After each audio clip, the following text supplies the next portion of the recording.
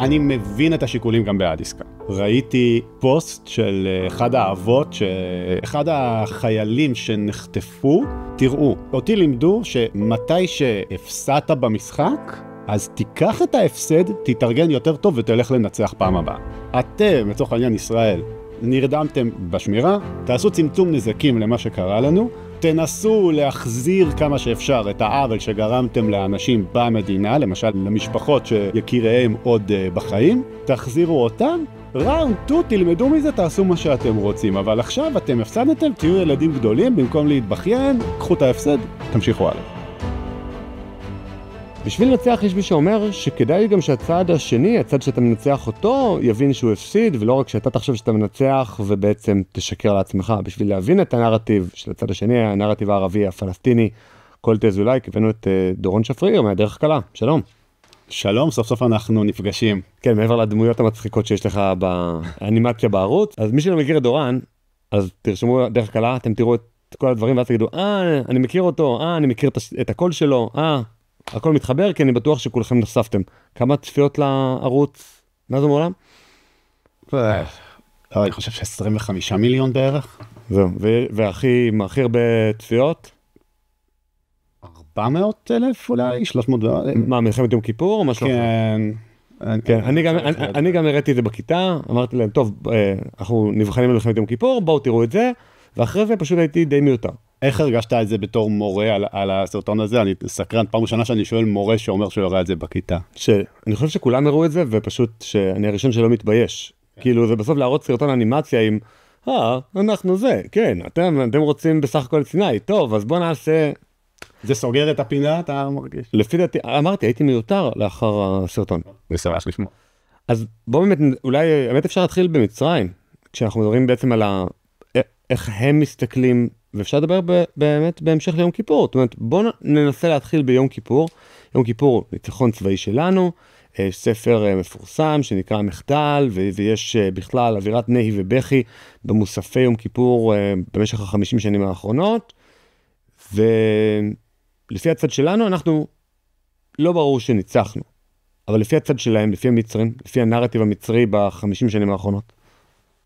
תראה, אתה לא סתם מקים ליד קהיר שתי ערים קטנות, קורא לאחת מהם העשירי ברמדאן, ולשנייה 6 באוקטובר, כן? על שם כמובן המלחמה המפוארת. אני חושב שיש שם אפילו עוד אחת, משהו, הצליחה או החצייה, כן, אני חושב שיש אפילו, יש 3 ערים סביב קהיר, לדעתי, שנקראות על שם המלחמה. אז תגיד לי אתה, איך אתה מפרש? לא, ויש להם מוזיאון מלחמת אוקטובר, או מוזיאון הניצחון, ואני גם שואל את מי, איך בכלל בונים מוזיאון כזה? זאת אומרת, אוקיי, אז כאילו בסדר, בשבוע הראשון היה לכם ניצחון, אבל אחר כך אריאל שרון הגיף לכם את הארמיה השנייה, וחנק אותה כמעט למוות, הם היו אמורים למות בצמא, תוך מספר שעות, אבל קיסינג'ר הציל אותם, כאילו זה לא בדיוק איזה ניצחון, אבל אני רוצה לדעת מה הם חושבים, ובסופו של דבר, אתה הרבה מאוד לומד על הנרטיב הערבי, ואם אתה רוצה לעבור ממצרים לפלסטינים, או באופן כללי. אנחנו יכולים להתחיל דווקא במצרים, כי זה נותן לנו רקע די טוב לעניין הזה. במצרים אנחנו צריכים לזכור שאנחנו מדברים על שנים שבהם היה נרטיב מאוד פופולרי, שאיפה מאוד פופולרית, כן, אבל שאיפה זה בסופו של דבר סוג של נרטיב, נכון? מה שאתה שואף אליו זה תלוי בסיפור שאתה מספר. אז השאיפה היא פן ערביות, כן? השאיפה היא פן ערביות, אנחנו נסביר רגע מה זה. פן ערביות זה אומר שיש איזשהו חזון שהערבים צריכים להתאחד, נכון? ולהיות כוח גיאופוליטי אחד, וכמובן שאם נעשה את זה בהצלחה, אנחנו הערבים, אז אנחנו נהיה מעצמה מאוד מאוד חזקה. זה כאילו נפרד מאסלאמיזם, אבל אפשר גם לערבב אותם קצת ביחד. בתקופה של נאצר זה היה יחסית נפרד, אוקיי? נאצר הוא מצד אחד, הוא מנהיג חילוני, אוקיי? אבל הוא מנהיג פן ערבי, הוא היה גיבור בכל המזרח התיכון של הערבים, בגלל הפן הערביות. הרעיון הזה של הפן הערביות, הרעיון של הערבים צריכים להתאחד. עכשיו, חילוניות בעולם הערבי זה לא כמו חילוניות אצלנו, כן? זה פשוט אומר שאתה לא כפוף לגמרי לכל חוקי האסלאם, ואתה טיפה אני רוצה להגיד ליברל, אבל הם בטח לא יאהבו את המילה הזו, כן? אבל זה אומר שאתה לא לגמרי איסלאמיסט, אבל זה לא חילוני כמו שאנחנו אומרים חילוני בארצות הברית, כן? זו לא, נכון, זו לא אותה כוונה. אז הנרטיב הפן-ערבי, זה המטרה שלו, אבל יש לו גם סיפור.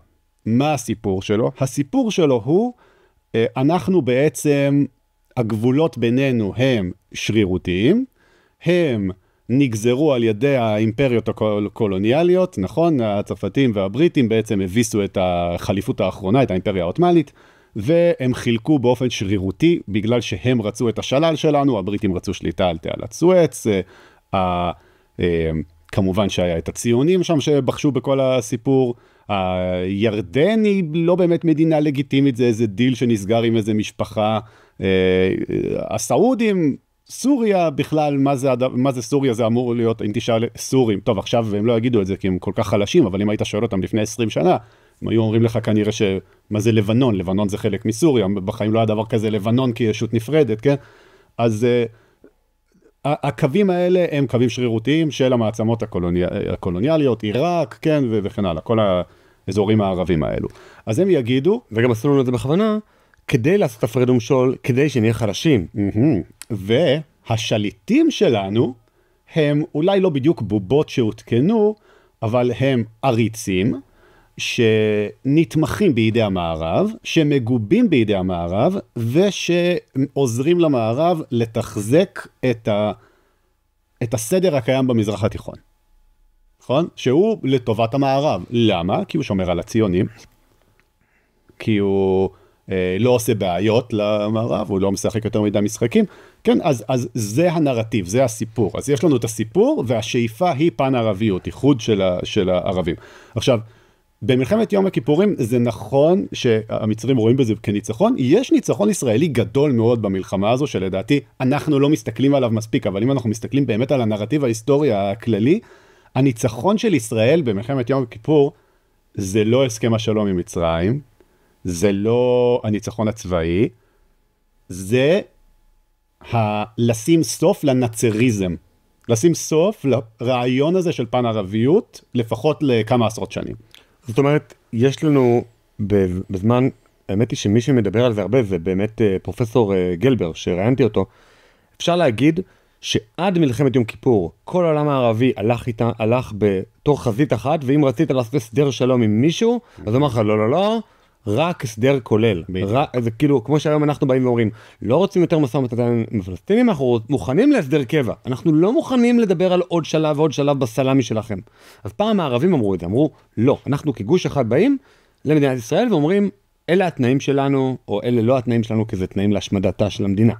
ובעצם מ-73, בעצם נאצר בסופו של דבר כבר לא בתמונה, סאדאת בתמונה, וסאדאת בא ב-77, 79, כבר מוכן ללכת איתנו בנפרד, לשלם מס שפתיים קטן לפלסטינים, ואומר, כן, גם תדונו בזכויות של הפלסטינים, תפתחו במשא ומתן, אבל זה שהם בכלל מתנתקים מהגוש הזה של סוריה, לבנון, ירדן, והולכים לבד, זה הניצחון הישראלי, אם אני מבין אותך נכון. כן, לא רק זה, אלא גם הרעיון הזה, הפופולריות העצומה שהייתה לרעיון של נאצר, אתה יודע, מתי שהוא מת, בלבנון היו הפגנות ברחובות על זה שנאצר מת ומוות ליהודים. מה, הם רצו להחיות אותו? מוות ליהודים, יש סיבה לצאת ולצעוק, למה שלא תעשה את זה? זה גד סעד, אם אתה מכיר, קנדי מפורסם, הוא מספר על זה, שהוא זוכר מהילדות. קנדי יהודי לבנוני. כן, קנדי יהודי לבנוני שברח מלבנון במלחמת האזרחים, אז הוא מספר על זה שהוא היה ילד, מתי שנאצר מת, אז הוא שמע את השכנים שלו, יוצאים לרחוב וצועקים מוות ליהודים, הוא לא הבין למה. אז כן, זה היה דמות בכל המזרח התיכון, כן, לבנון לא הייתה מעורבת במלחמת ששת הימים בצורה משמעותית, לא במלחמת יום כיפור, טוב, הוא מת לפני מלחמת יום כיפור, אבל בכל זאת, אז זה הניצחון של ישראל, הפירוק של הפן הערביות, אבל הפירוק הזה, הנרטיב הערבי של היום, הוא שהפירוק הזה, הוא קרה ברמת ראשי המדינה, אוקיי? כי אם אתה תשאל את הערבים וגם את האסלאמיסטים במערב היום, הם יגידו לך, שמה שקרה במצרים, זה שארצות הברית סוג של קנתה את המצרים. היא אמרה, בואו תיתנו נורמליזציה לציונים, אנחנו נהפוך להיות המטריה התומכת שלכם, אתם תהפכו לתלויים בנו, והמשטר שלכם בשביל לשרוד, המשטר הדיקטטורי שלכם, בשביל לשרוד הוא יהיה תלוי בנו. הם יגידו, ראה ערך, מה קרה באביב הערבי במצרים, מיד עלו האחים המוסלמים בהצבעה, נכון? ואז שוב הייתה הפיכה והצבא חזר להשתלט, והיום הם יתארו את מצרים כמדינה שהיא דיקטטורה נוראית, שאם זה היה תלוי בעם, הם היו צועדים לעזור לאחיהם בפלסטין. אבל השלטון הדיקטטורי של הצבא בעצם מרסן אותם. בדיוק. אבל בגלל האמריקאים. בגלל האמריקאים וכל המערב, ואם אתה רוצה קצת להכניס גם איסלאמיזם אנטישמי כזה, אז אתה תגיד שהציונים מושכים בחוטים של האמריקאים, אז זה בעצם הציונים, כן? אבל לא כולם בהכרח יחשבו את זה. אבל זה שם, כן? אז זה הסיפור המצרי. והוא מתקשר לסיפור של כל האזור. זה הסיפור הירדני, כן? מה זה הממלכה השמית? זה משטר שנתמך על ידי המערב, וישראל מנסה להחזיק אותו עם הראש מעל המים, וארצות הברית מנסה. בוא ניתן לזה אפילו הוכחה. במלחמת העצמאות, מי שבעצם היו הקצינים של צבא הירדן, הבריטים, של הליגיון, זה היה קצינים בריטים, לא יועצים בריטים. תחשבו שהיה בעצם פלוגה של ירדנים, והמפקד פלוגה, המ"פ, היה מ"פ בריטי, שבעצם הוביל את הפלוגה, לא מ"פ שהשמי כזה ערבי עם שפם ודרגות, לא, בריטי, זה הזוי, כאילו צבא בריטניה בעצם נלחם נגדנו, כאילו, דרך פרוקסי. האמת שגם בפועל, אני חושב שהעבדות האחרונות שהיו במלחמת העצמאות, יכול להיות שאולי המאזינים יהיו צריכים לבדוק את זה, אבל נראה לי שזה נכון, טייסים בריטים שנלחמו בחיל האוויר הישראלי מעל שמי מצרים או מעל שמי דרום ישראל, כדי לטענתם להגן על תעלת סואץ. זה היה חלק מהסיבה של חייבים עכשיו הפסקת אש, כי הישראלים יותר מדי מתקרבים לסיני וזה נהיה מסוכן. אז אני חושב שאחד הקרבות האחרונים זה היה קרבות שהשתתפו בהם טייסים בריטים שלחמו לצד המצרים. אוקיי? אוקיי, אז הנרטיב, אז בוא נגיד, של הערבים הוא די מבוסס. זאת אומרת, באמת המערב תומך, תמך, וכנראה המשיך לתמוך בירדן בוודאי, במצרים בוודאי, בלבנון בוודאי, אנחנו גם רואים את התמיכה הצרפתית, האדירה ללבנון, ולכן אי אפשר לבוא ולהעניש אותם יותר מדי. לא, הסיפור הזה שהם מספרים הוא סיפור נכון. אתה יודע, אתה פשוט, זו שאלה, יש לך את המציאות, ואתה מסתכל עליה מהכיוון שלך, אתה מסתכל עליה בתור ערבי, ואתה אומר, זה מה שעשו לי הכוחות הקולוניאליים. לכן, לפן ערביות, בתוכה יש, רק מלהבין את הסיפור הזה, ועוד אתה אמרת שיש בו אמת, כן, זה נכון. יש בתוכו... רגע, אני לא עוד ברק, אני לא אומר, אם הייתי נולד פלסטיני, הייתי נלחם. לא. אני בא ואומר, הנרטיב שלהם מבוסס על עובדות היסטוריות, נכון. ועל מציאות כספית, כלכלית, והעברת חימושים. הוא אמיתי. כן. אתה לא אמרת, אני מצדיק אותם. אני לא מצדיק אותם. כן, זה נכון. הסיפור שתיארתי עכשיו, אין בו משהו שאתה יכול לעצור אותי ולהגיד, רגע, מה שאמרת עכשיו זה לא נכון. אוקיי? אבל, בתוך הסיפור הזה, מנקודת המבט שלהם, לפי הבנתי, יש הצדקה בפנים לשפה הזו שפה של התנגדות. נכון? שפה של לערער על הסדר העולמי. שפה של אפילו אחים מוסלמים שמתנגדים למערביזציה ולחילוניזציה ולדברים האלה. למה? זה built in לתוך הנרטיב. זה מסתדר מצוין. כי אתה אומר, אם ניצלו אותי כל השנים האלה, והסיפור הנכון לספר הוא סיפור של אומה, בוא ניקח נגיד את מצרים, שדוקעה ונוצלה בידי הבריטים הקולוניאליסטים, ואז היה לנו מלך, ואז הייתה את מהפכת הקצינים החופשיים, ואז בא נאצר והדליק מחדש את הגאווה הזאת שלנו, והלאים את תעלת סואץ, ועכשיו שוב אנחנו אדונים לגורלנו. אז בעצם הסיפור המצרי, שהוא במובן מסוים גם הסיפור הפן ערבי, הוא סיפור של שחרור מהמערבים המדכאים, ומה עבורם סמל יותר טוב של המערב המדכא היום, מאשר השכנה הקטנה שלהם מצפון, ישראל.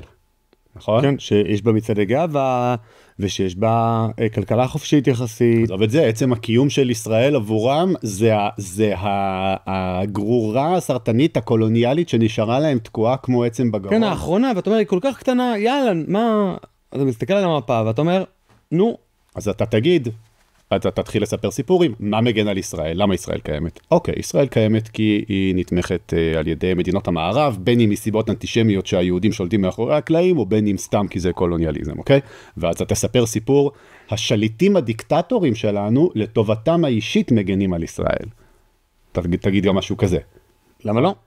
אני בטוח שיש יחסי טיפוח קשרים שיותר מאשר, אתה יודע, דברים מעונבים מול המצלמות. זה גם כנראה נכון במידה מסוימת. בטוח שהמוסד דואג לשמן את מי שצריך במדינות מושחתות, כי אחרת זה לא עובד. זה לא רק זה, כך מישהו כמו סיסי, אוקיי? שהוא אומר כאילו, אוקיי, אני צריך תמיכה אמריקאית, כי אחרת יגררו אותי החוצה לרחוב ויורידו לי את הראש, או לא יודע מה יעשו לי. אוקיי? בשביל התמיכה האמריקאית אני צריך לא להתעסק יותר מדי עם הישראלים, פעם לכמה זמן לעשות אוקיי? אז מתיאור הסיטואציה הזו, אם היא נכונה, זה נכון במידה מסוימת, מבחינת הרחוב המצרי, שסיסי מגן על הציונים, במובן מסוים. כן. כן? אז זה נכון, אנחנו לא נגיד שהוא מגן עלינו, כן? אבל מנקודת המבט של הרחוב הערבי, זו לגמרי נקודה לגיטימית. עכשיו, מה קורה? בתוך מצרים, אף אחד לא יגיד את זה, כי זה פחד אלוהים לדבר שם, לפי מה שאני מבין, אוקיי? יעלימו אותך מהר מאוד. כן, בוא נגיד, אתה לא תטוס אחרי הדברים האלה למצרים, לביקור אפילו. כי יכול להיות שפתאום יקרה משהו ואתה פוף תיעלם. כן, אני משתדל בכללי, לא, מעט ששמתי לב שמזהים אותי גם במדינות אחרות, אז אני משתדל לא לטוס למדינות, כן. שיש להם משטר לא תקין. כן, וגם בכללי לא להגיד איפה אני נמצא, כשאני לא בישראל. לא להגיד באינטרנט, כאילו, איפה אני נמצא. כאילו, לא להגיד, הנה אני... כן. אם אני אומר, אם הייתי... ליד מגדל אייפל. כן, אז אני אגיד בדיעבד, הייתי שם, אוקיי? אז זה אני משתדל לא לעשות. אבל המוסלמים במערב, הם יכולים להגיד מה שהם רוצים. הם יפתחו פודקאסט, לדבר על מה שהם רוצים. ואז אתה מקשיב להם. אני מקשיב להם יותר משאני מקשיב לכל דבר אחר. ולכן אתה פה, כאילו, באנו לדבר על הנרטיב הערבי. כן, בסופו של דבר, כן, זה הסיבה שאני פה, הם מסבירים לך באנגלית מצוחצחת, ויפה מאוד, עם לפעמים כמה ביטויים בערבית כזה פה ושם. כן, זה אותנטיות, אבל אוקיי, אז מה הם אומרים מעבר לזה שהמערב תומך במשטרים דיקטטוריים ולא נותן להם להתבטא, ואם היינו דמוקרטים באמת, היינו עולים על פלסטין ועוזרים לאחים שלנו? איך הם מסתכלים נגיד על 7 לאוקטובר? בואו ניקח את זה רגע לימים שלנו, למלחמה האחרונה. אתה לא יכול להפריד בין התיאולוגי לאידיאולוגי שם, במובן מסוים, כי הם יגידו דבר כזה בערך. עצם הלחימה הוא ערך, אוקיי? ועכשיו כמה מילים על נותן החסות לפרק זה. הפעם אני רוצה להמליץ לכם על אלעד שואלי, מומחה לאוטומציות שמתמחה במיוחד בבוטים לוואטסאפ ובאינטגרציות עם מערכות נוספות. כמו בכל חסות, אני ממליץ רק על דברים שבדקתי אישית בפועל. במקרה של אלעד הוא ממש הפך לספק של על המשמעות. אם נרשמתם למנוי וקיבלתם מיד הודעת וואטסאפ נחמדה ואוטומטית עם מייל אוטומטי לאפליקציית הפודקאסטים, זה בדיוק מסוג הפתרונות שהוא יוצר. אלעד עושה קסמים באוטומציה ומספק פתרונות מותאמים אישית שחוסכים המון זמן ועבודה ידנית ובעיקר כאב ראש אדיר. אם אתם מחפשים דרך לייעל תהליכים בעסק שלכם, אני ממש ממליץ לכם לפנות אליו. ליצירת קשר בוואטסאפ 054-243-8624 או ב-QR קוד המופיע על המסך עכשיו. ואם גם אתם רוצים לפרסם לעשרות אלפי מאזיננו האיכותיים, ועל הדרך גם לתמוך בעל המשמעות, צרו קשר עם ג'ו, הפרטים בתיאור הפרק. אתה יודע, אנחנו תמיד הרבה פעמים אומרים, וזה גם נכון לדעתי, אני לא אומר את זה כדי לתקוף, כן? אני לא אומר, מה שאני אומר עכשיו זה לא כדי לתקוף, אבל אנחנו הרבה פעמים אומרים, מלחמה, אנחנו לא רוצים מלחמה, מלחמה זה לא דבר טוב, זה נכון שלפעמים אנחנו נעדיף מלחמה כדי לשרת איזושהי מטרה עתידית, כן? אבל מלחמה כשלעצמה זה לא משהו שאנחנו מחפשים, משהו שכיף לנו, אוקיי? ואם זה המצב, אם הגענו למצב כזה, אולי שווה שנחשוב שנייה פעמיים. אוקיי? אבל שם המלחמה היא ערך כשלעצמו. למה? כי אתה מנצח כך או כך. אוקיי? אתה בתור אינדיבידואל? גם בתור אינדיבידואל וגם בתור אומה אסלאמית. כאילו, כי אם בתור אינדיבידואל, אז אם הלכת להילחם, אתה שהיד, בדיוק. ואז עלית למדרגה הכי גבוהה בגן עדן, בדיוק. אז ניצחת. אם לא הרגו אותך, אתה הצלחת לפגוע או לאיים, מה שנקרא טרור זה איום, טרור זה לא כללה, ואז שוב ניצחת. בדיוק. אבל כאומה, תראה, כאומה יש פה משהו חשוב, שזה לא שמעתי בן אדם אומר את זה, אבל אני רואה את זה, כי אני רואה הרבה סרטים ערבים. יש נרטיב שחוזר על עצמו שוב ושוב בסרטים ערבים, אני גם הראיתי כמה סרטים כאלה אצלי בערוץ, שהשהיד הוא תמיד מעודד את הדור הבא להילחם עם עוצמה יותר גדולה. אני אתן דוגמאות של דברים, שוב, אנשים שראו בערוץ שלי, די הרבה אנשים ראו את זה, אבל יש סרט שנקרא העיניים הכחולות של זהרה. הראיתי אותו בערוץ שלי, זה אנשים מאוד אהבו שהראיתי את זה, כי זה גם מצחיק, כשאתה רואה את זה מהצד, זה מצחיק. אני אעשה בקצרה, זה סיפור... וגם תשלח את הגישור. יאללה, אצלי כאילו. כן, כן, ודאי. בלי התיווך שלך, איך נראה את זה? זה בערבית, לא? בטוח שאפשר להשיג את זה, כן, בטח אפשר למצוא את זה עם כתוביות. אני חושב שראיתי גרסה בטורקית עם כתוביות. בכל מקרה, זה סרט שהפיק הזרוע פרופגנדה איראנית, שהיא מספרת על החיים של הערבים ביהודה ושומרון. יש ילדה קטנה בשם זהרה, והציונים בעצם באים, מתחפשים לאום, באים, חוטפים אותה, בוחרים אותה כי יש לה עיניים יפות, והם רוצים לקצור לה את העיניים כדי להתקין בילד של יצחק כהן, שזה איזשהו מנהיג צבאי ופוליטי ציוני. משה דיין, חסר לו עין? לא, זה לא משה דיין, אבל זה סרט, אתה יודע מה, אני אפילו לא יודע, תראה את זה. בסדר? יש שם קטע, בוא נגיד, אני אגיד מילה אחת שמי שראה את זה בערוץ שלי יבין, פלשמורה. סבבה? אמרתי מספיק, מי שיראה את זה יבין למה זה מצחיק אותי. עכשיו, הנרטיב שם זה שבסוף הגיבור עושה פיגוע דריסה או פיגוע רכב מתפוצץ, זה לא בדיוק ברור משהו עם רכב שם. כן, נכון, זה נפץ. הוא עושה פיגוע, והוא על ידי זה שהוא נהיה שהיד, הוא מעורר סוג של התנגדות בקרב הקהילה שלו, והם מקבלים רוח חדשה להילחם, וזה כאילו הסוף הטוב, אוקיי? זה באמת בסרט. אז בעצם לטרור יש שתי פנים, יש פנים של להפחיד את האויב הציוני, ויש פנים של, זה גם פנים של מלחמה פסיכולוגית של לעודד את כוחותינו. כן, ואני אתן לך עוד דוגמה. סרט מצויר. סתם מישהו, אנימציה באמת של כיתה ב' כזה, טוב, לא כיתה ב', אנימציה ממש בסיסית, שגם הראיתי את זה בערוץ שלי לפני, נראה לי, כמה שבועות. אתה רואה ילדה עם ניקאב ובורקה, והיא מגיעה לאיזשהו מחסום, והישראלים אומרים לה, תראי את התיק, מה יש לך בתיק? אומרת לה, יש לי רק ספרים לבית ספר, והם ישר יורים בה, כמובן. והילד שרואה את זה, הוא מקבל אנרגיה כדי ללכת ולעשות פיגוע בעצמו. כאילו היא לא הייתה לה כוונה חבלנית, אבל היא מתה כשהידה. בדיוק. ואז זה מעודד את הילד. כן, וזה דבר טוב. זאת אומרת, נגיד, 10,000 שהידים זועקים אל עבר האומה הערבית הגדולה, ואומרת, יש להם שירים. תתעודדו. לא, אני בא ואומר, רגע, אנחנו הרגנו 10,000 מחבלים, או 10,000 אזרחים, או 20,000 אזרחים, זה לא משנה כרגע. אבל בעיניהם, האנשים האלה שמתו, כל אחד ואחד שמת בעזה, בין אם הוא מת כמחבל, ובין אם הוא מת כילד במיטה, שנזק היקפי שצהל בטעות הרג, שניהם זועקים באותה עוצמה לעבר הדור הבא של המוחמדים הקטנים, ומעודדים אותם לבצע פיגועים. זה מה שהם בעצם אומרים. אני נוטה לחשוב ממה שאני רואה, מה שאמרת זה נכון במידה מסוימת, אבל מי שמת בפעולה התקפית, או בפעולה של לחימה, הוא יותר מעורר השראה. שניהם שהידים. שניהם שהידים דרך אגב, נכון? כן, כן, שניהם שהידים. אם אתה נגיד תהיה ב-X, ואתה תראה, לא יודע, איזה פלסטינית מעזה שרוצה לספר שבן דוד שלה מת בהפצצה, אז היא תכתוב, נגיד שורה בערבית, שורה באנגלית, אז באנגלית היא תכתוב, כאילו, my cousin died from bombing, כאילו, מת מהפצצות, אבל בערבית היא תכתוב, בן דוד שלי הפך לשהיד. שוהדה. אוקיי? עכשיו,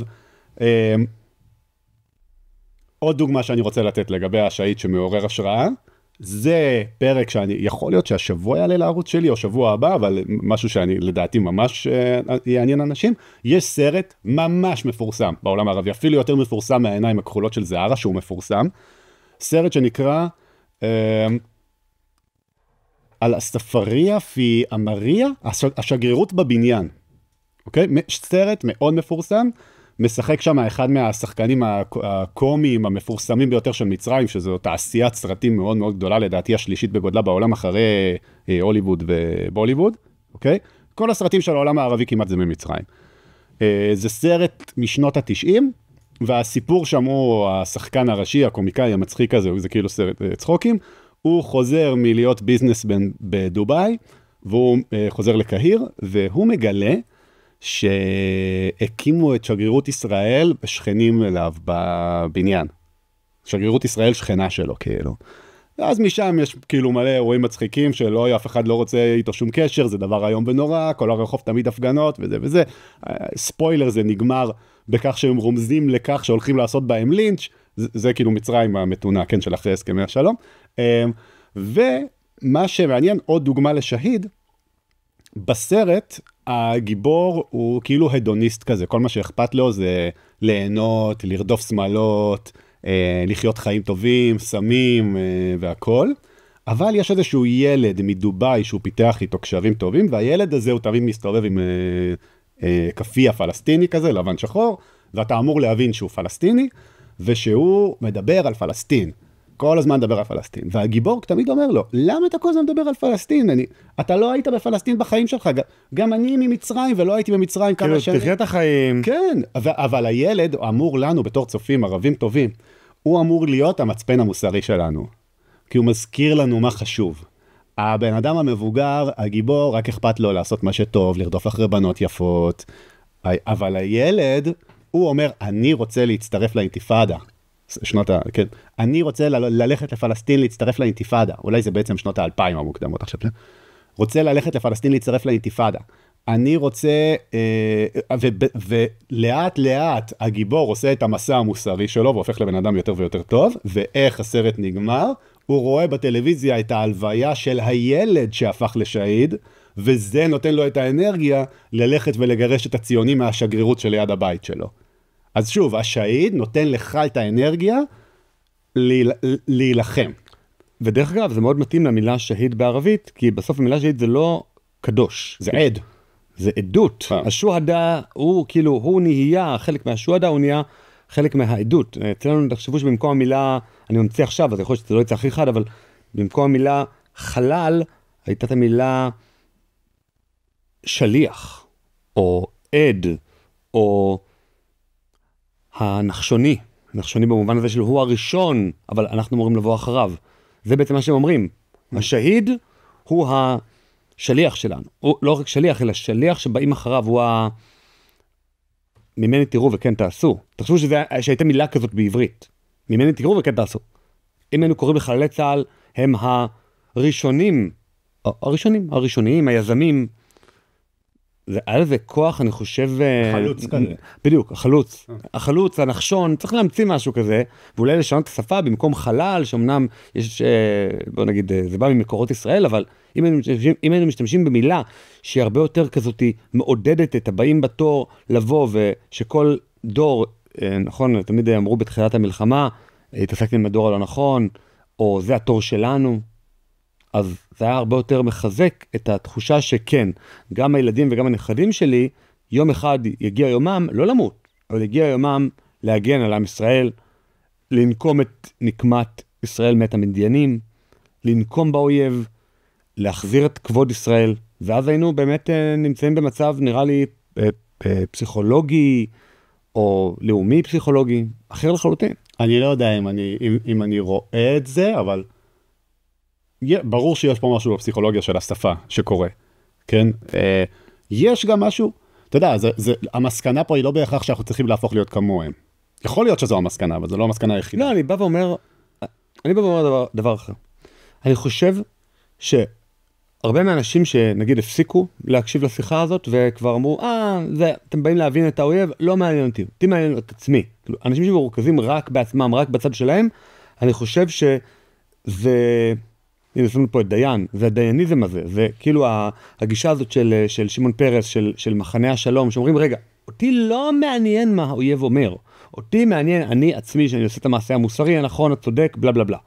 אני חושב שאנחנו צריכים להפסיק לזלזל באויב, להפסיק לחשוב שבצד השני, בחמאס, ממש ברגעים האלה אין ישיבות אסטרטגיות, שהם לא חושבים על, יש להם הרי 4 או 5 ממשפחת ביבס, אני לא יודע כמה הם בחיים, כמה הם לא בחיים, אבל אני חושב שהם יושבים ישיבות אסטרטגיות לגבי משפחת ביבס, כי דווקא עם ישראל מאוד אוהב אותם, גם אני, ואני מאוד רוצה שהם יחזרו, והם שואלים את עצמם, את מי נחזיר בארון, את מי נחזיר ראשון, את מי נחזיר ואיך נחזיר בית ארון, הרי גם אפשר לבצע, או את מי נחזיר בחיים, ונעשה לו פציעות רגע לפני שהוא יוצא. את מי נחזיר, סתם נגלח לו את הראש, כדי שלא יתעשה הג'ינג'י היפה. אני חושב שאני לא נותן רעיונות לאויב, אלא אני חושב שהם יושבים על זה כבר חודשים, ושואלים את עצמם איך הם על ידי עסקת החטופים, פוגעים בנו הכי קשה שאפשר, וממקסימים את זה לקצה גבול היכולת. ואני חושב שאם אנחנו ניתן כבוד לאויב במובן הזה של נגיד הם חכמים, הם לוחמים בנו, יש להם אסטרטגיה, יש סיכוי כלשהו שאנחנו נימנע מקורבנות נוספים, ואנחנו נימנע מהפסדים נוספים לאויב הזה, ואם אנחנו נזלזל בו ונגיד לא, צה"ל מספיק חזק, צה"ל ידע להתמודד, כמו שאמר דדו במלחמת יום כיפור, תעמידו לי את כל הסגרים על גבעה ואני אדפוק אותם, או שזה דיין אמר, אבל בעצם זו אותה אמירה. כי האופוריה הזאת של 6 הימים שאנחנו מספיק חזקים והערבים הם כאלה דפוקים, זה משהו שאנחנו פשוט צריכים לנקות מהשולחן ולהתחיל לתת להם כבוד. אתה יודע, זה מזכיר לי, אני מקבל הרבה פעמים תגובות, כשאני, הנה, שמת לנו את פרס. אני מקבל הרבה פעמים תגובות, למה אתה נותן להם רעיונות? כן, גם אני. כן, ואני אומר, א', אתה גזען. אני לא עונה, אבל כאילו אני חושב, א', אתה גזען. אתה חושב שהוא כל כך טיפש שהוא לא חשב על זה כבר. אוקיי? זה א', וב', מה אתה חושב? שהם הולכים ועושים מה שבא להם? מה זה, אמבה שהולכת לפי הזה? הם... כן, אז אני גם חושב שצריך לתת קרדיט, ומתי שאני נותן ניתוח של מה אני סך הכל, אני כל הבן אדם שמסתכל על מודיעין גלוי לחלוטין. כן, אני לא עושה שום דבר, טוב, בסדר, יש לי יותר מדי זמן פנוי, אז לא כל אחד יכול לעשות את מה שאני עושה. אבל ודאי שהאסטרטגים של חמאס עושים את זה יומם ולילה, ודאי שיש להם יחידת חצב שמסתכלת על 12, 24/7, יש להם משמרות, שמסתכלת על 14, ועל הפטריוטים, כי זו תוכנית פופולרית, ואומרת, מה ינון מגל בדיוק רוצה, זה משקף בדיוק את ביבי, ובוא נעשה לזה מקסימזה, בוא נמקסם את זה. אני בטוח שהם עושים את זה. לנו יש את, אני גם לפני, אולי חודשיים כבר, משהו כזה, הקראתי בערוץ שלי דוח שכתב, ברח לי השם, אני חושב אולי משהו דחוך הלוי. כן, יונתן דחוך הלוי, כן, הוא היה כאן גם בערוץ. דחוך הלוי, והוא כתב דוח בעצם, וששוב, הוא מסתכל על הכתבות של... רק, על עיתון פלסטין, כן, של חמאס. הוא היה פה דרך אגב בפודקאסט, תקשיבו לשיחה, זה רק מקורות גלויים, וזה מחקר שהוא עשה על המכון הירושלמי לענייני ביטחון, ויש לינק בתיאור של הפרק. אז אני קראתי את הדוח הזה, וקראתי אותו בעצם לבד להנאתי, במרכאות, סימנתי חלקים שנראה לי שהיו מעניינים, ואז הלכתי ועשיתי פרק על החלקים האלו. עכשיו, אז אני בטוח שגם, אלה דברים שגם חמאס יכול לעשות. גם חמאס יכול לעשות. אגב, אני חושב שהאויבים של ישראל עוד כמה שנים ילכו גם לפודקאסטים שלך. אני בטוח שהם עושים את זה. והם יגידו, אוקיי, מה, כי אתה מביא לפה הרבה פוליטיקאים.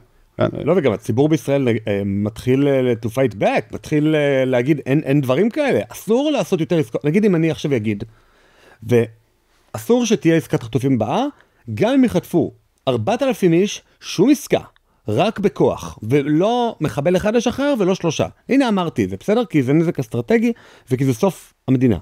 בהנחה והחמאס יחשוב שאני מייצג דעת קהל מספיק גדולה, אז הם לא יחטפו את 4,000 איש הבאים, כי הם יגידו, הציבור הישראלי, יותר לא בא לשלם במחיר קשה, במחיר כבד ודברים שנרוויח מהם עסקאות חטופים. לכן, בגלל שתמיר אמר, והוא מייצג דעת קהל מאוד מאוד גדולה, אז אנחנו לא נחטוף.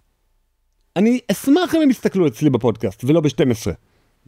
הלוואי, כי אני חושב שזה יכול להיות הצלחה אסטרטגית לישראל. בוא נגיד את זה ככה, זה כנראה עדיף לישראל שהם ישמעו את מה שאמרת עכשיו, גם אם אתה לא מאמין בזה. אני מאמין בזה.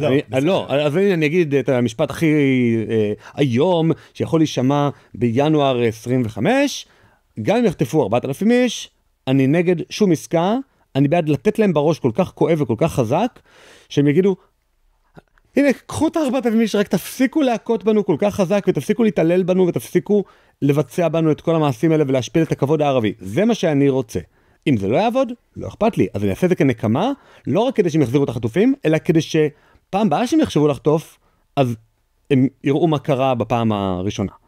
ואולי נעשה גם גירוש, התיישבות, נעשה יישובים הכי פורחים, עם הגגות הכי אדומים, ועל כל בניין נקדיש אותו לחטוף שלא חזר, או שעוד לא חזר, ושנמצא בצד השני, ועל כל יום נאשר במועצת התכנון העליונה של מדינת ישראל, עוד 40 יישובים. נמלא את כל סיני ואת כל, לא יודע, המקומות הנחמדים שקשורים לכל יהודה ושומרון, לצורך העניין, במלא יישובים, מלא ילדים קטנים ועם פאות. זה מה, כאילו, אם זה מה שירתיע אותם, אני אעשה את זה. לא כי זה רע, לא כי זה ירתיע אותם, אלא כי פשוט זה טוב, וגם כי זה מרתיע אותם. הלוואי, תאמינו לי, חמאס, אתם צופים בזה? תאמינו לי. זה מה שאני רוצה לעשות. ואם אני מייצג דעת קהל מספיק גדולה... צדקני, תאמינו לי. מה? לא. צדקני, אני חושב שהם אומרים, תאמינו לי. כן. אז למרות שאני לא פה בערבית שלי, ברמה של ילד בן 5. אז כן, אני יכול, תראה, אני לא רוצה יותר מדי להתייחס, כי אני רואה, אני מבין את השיקולים גם בעד עסקה. אוקיי? אני אולי תקרא לי משוגע, אבל אני לא כזה מייחס חשיבות רבה למה נראה לי שצריך לעשות, בגלל זה אני לא מקדיש את הזמן לחשוב ולהחליט מה נראה לי שצריך לעשות. אני רואה בעצמי כיכול להשפיע לטובה על ידי זה שאני מסוגל לקיים את הדיון, בלי להיות נשוי לאחת התזות. אז אני יכול לראות דברים שמפריעים לי לשני הצדדים, כן? אז בוא תציג את התזה הכי טובה שאתה יכול, לא שאתה מאמין בה, אלא הכי טובה שאתה חושב נגד עסקה? לא, בעד עסקה.